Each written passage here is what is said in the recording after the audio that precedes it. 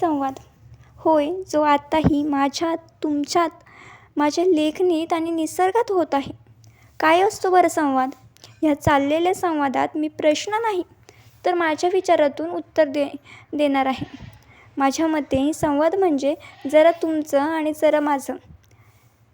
माझ्या मतांना, तुमच्या मतांना, विचारांना, अनुभवांना, भावभावनांना प्रखरपणे मांडणं, एकमेकांना काहीशा शब्दातून आणि वाक्यातून जाणून घेणं, कधीकधी न सांगताही सर्व समजून घेणं, कधी स्पर्शातून तर कधी नजरेतून ही जो होतो तो म्हणजे संवाद.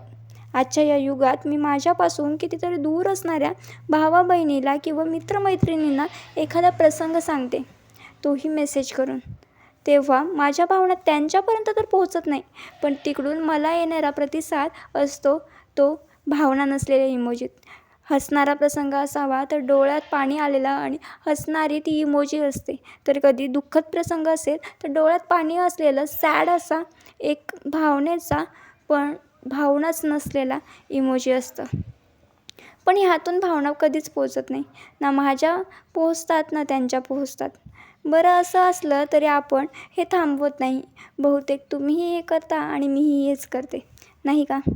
कधीतरी डोळ्यात पाणी आणून अगदी व्याकुळ होऊन आपण भला मोठा मेसेज लिहावा आणि त्या मेसेजचं उत्तर कसं यावं माहिती आहे? जाऊ दे, मग ठीक आहे, नको काळजी करू, सोड ना, जाऊ दे, किंवा मग व्हेरी सॅड, ओह नो. हे नाही तर त्या भावना नाही, चुकलंच. भावना नसलेले कृत्रिम असल्या भावना व्यक्त करणाऱ्या इमोजी. हे पाहून मला स्वतःचा कपाळमोक्ष करावा वाटतो. किंवा मग हे असले प्रत्युत्तर देणाऱ्यांना जाऊ दे, न बोललेलंच बरं, नाही का? कारण असं बोलल्यानंतर तुम्हीसुद्धा प्रतिसाद कसा देणार? कधी रागाची, कधी हसण्याची, कधी चिडण्याची, कधी खळखळून हसणारी वाकडी तिकडी इमोजी, किंवा मग ग्रेट, ओह भारी आहे, किंवा मग खूप छान, किंवा 100 असलेली ती इमोजी. काय ही इमोजी मला कळतही नाही, कारण भावना व्यक्त करणार नाही ती इमोजी तरी म्हणावी का? ह्या कृत्रिम भावना कधी लोकांपर्यंत पोहोचलं नाही आणि कधी आपल्यापर्यंतही पोहोचत नाही. न बोलता सर्व सांगता येतं, साधा स्पर्शातून सगळं काही व्यक्त करता येतं, किंवा डोळ्यांनीच काहीतरी प्रसंगही सांगितला जातो. ही भावना किंवा हा संवाद जगावेगळा असावा, नाही का? तुम्हाला माहिती आहे, आपण बोलतो, आपण व्यक्त होतो तेव्हा आपलं मन हलकं होतं. ते हलकं मन कायम आनंदी असतं आणि प्रसन्न असतं. त्यामुळे मानसिक आजार, त्रास होत नाही. म्हणून काय तर माणसाने बोललं पाहिजे. आजकाल आपण बघतोय लहान लहान मुलांमध्ये गुन्हेगारी वाढली आहे. अल्पवयीन मुली कोणावरही पटकन विश्वास ठेवून घर सोडून जातात. का? एकदा एका वक्त्याकडून, हो ते वक्ते खूप प्रसिद्ध आहेत, त्या वक्त्याकडून मी हे ऐकलं की अशी एक मुलगी होती, तिला विचारलं तू असं का केलंस, तर ती बोलली ते माझ्याशी खूप चांगलं बोलतात, मला वेळ देतात, जे आई बाबा कधी करत नाही. मोबाईलमुळे हे झालं आहे, नाही का? संवाद संपला, वाढला फक्त ताण आणि दुरावा. लोक किती सहज म्हणतात, आजच्या पिढीला अशी सवय लागली आहे की त्यांना घरात कोणीही नको असतं. आजची पिढी ही वाया गेलेली आहे. मागण्या, गरजा बदललेल्या आहेत. ह्यांना नाती टिकवता येत नाही. पण ह्याचं सर्वात मोठं कारण काय आहे हे कोणी जाणून घेतलंय? मोबाईल, आंतरजाळ, लॅपटॉप इत्यादींचा वाढत जाणारा उपयोग, आणि कधीतरी कोणीतरी आपल्याला दुखावलेलंही असतं बरं. दरवेळी मोबाईल, आंतरजाळ, लॅपटॉप असल्या काही सुखसुविधांना दोष देऊनही फायदा नसतो. कारण बोलायलाच नसलं तर कोणाशी बोलणार, कोणाशी तो संवाद होणार? बरं, यांचा वाढत जाणारा उपयोग आपण इथे होतो. ही अशी यंत्रणा आपल्याला वरदान आहे, पण आयुष्यासाठी, आरोग्यासाठी हा श्राप आहे. माणूस म्हणून आपण कुठं चुकतो हे आपल्याला यंत्र सांगतात. आपण स्वतः कधी ते ऐकतच नाही, नाही का? मोबाईलला विचारावं, झाडं तोडल्याने काय होतं? अंतर्जालाचा अतिवापर केला तर काय होतं? ते मोबाईल सांगणार, पण ते ऐकलं की परत आपण मोबाईल बघणार, काहीतरी वेगळंच करणार आणि त्या मोबाईलमध्येच गुंग असणार. कधीतरी मोबाईलवरती स्क्रोल करता करता डोळे विस्फारले जाणार, कधीकधी खळखळून हसलं जाणार. पण शेजारी बसलेली व्यक्ती अगदी ढसाढसा रडत असेल तरी आपल्याला त्यांच्याशी घेणं देणं नसणार. का? शेवटी आपण गुंतलोय ना.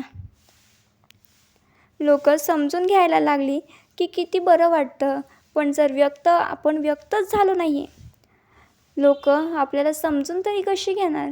आणि त्यांनी का घ्यावं आपल्याला समजून? आपण व्यक्त होतोय का? नाही ना. संवाद फक्त मनुष्याला येतो असं थोडी आहे. कधी तो पक्षी, प्राणी, निसर्ग आणि सजीवच नाही तर निर्जीवांमध्येही होतो. कसा माहिती आहे? त्यासाठी वेडं व्हावं लागत नाही. असतं फक्त एक माणूस नावाचं मन, ज्याने सर्व समान मानून प्रत्येकाशीच वेगळेपणा न ठेवता मीपणा सोडून आनंदाने जगलं पाहिजे. मग तुम्ही तुमच्या लेखणीशीही गप्पा मारू शकता, तुम्ही तुमच्याजवळ असलेल्या पुस्तकाशी, खुर्चीशी किंवा खिडकीशी सुद्धा गप्पा मारू शकता. निसर्गात पक्षी, मांजर, कुत्री किंवा झाडे कशाशीही तुम्ही गप्पा मारल्या तरी कोणी तुम्हाला वेडं म्हणणार नाही. पण हो, लोक म्हणतात वेडं. बाहेर जाऊन असं बोलू नका, पण स्वतःशी नक्कीच गप्पा मारा. मी काय म्हणते हे मलाच कळलं नाही, पण आता मात्र कळतं आहे. खूप गुंता असतो ना, तो गुंता सोडवण्याला मी मदत करते, पण मलाही माझा गुंता सोडवायला तुमची मदत नक्कीच लागते. आणि हा असतो संवाद. आपण नातेवाईकांशी किंवा सर्वांशी जसं बोलतो, मित्रमैत्रिणी असो, सर्वांशी होतो तो संवाद जरा वेगळा असतो नाही का? पण यांच्याशी बोलताना आपण आपले विचार स्वतः जाणून घेत असतो. आपल्याला जर आजूबाजूच्या गोष्टींशी बोलायचं आहे, संवाद साधायचा आहे, तर त्यासाठी वेडं व्हावं लागणार नाही. फक्त मनापासून आपण आपलं मानलं पाहिजे, मग जग आपलं होतं. नाहीतर आपलं जगही नाही आणि आपलं कोणीही नाही. हे खरं आहे. तुम्हाला माहिती आहे का, आपण इंटरनेटशी ही संवाद साधू शकतो, पण तरीही इंटरनेटला आपली भावना कळतच नाही. म्हणून जरा बोलायला शिका, जाणून घ्या, समजवा आणि अपूर्णपणे व्यक्त व्हा. कारण मनात जितकं राहिलं तितकं मानसिक त्रास वाढेल. माझा संवाद माझ्या जवळच्या व्यक्तीशी, पुस्तकांशी, प्राण्यांशी आणि असं लिहिण्यातून तुम्हा सर्वांशी होतो. पण हो, हसू नका, मी काही वेडी नाही. मला फक्त व्यक्त व्हायला आणि व्यक्त करायला आवडतं. तुम्ही व्यक्त होत असाल, पण व्यक्त होण्यासाठी जी व्यक्ती समोर आहे ना, एकदा तिलाही व्यक्त करून बघा.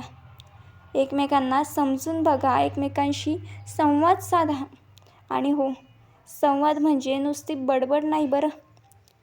अगदी मनाच्या खोलवर कुठेतरी अडकलेली एखादी भावना व्यक्त करणं आणि आपलं स्वतःचं मन मोकळं करणं असतं.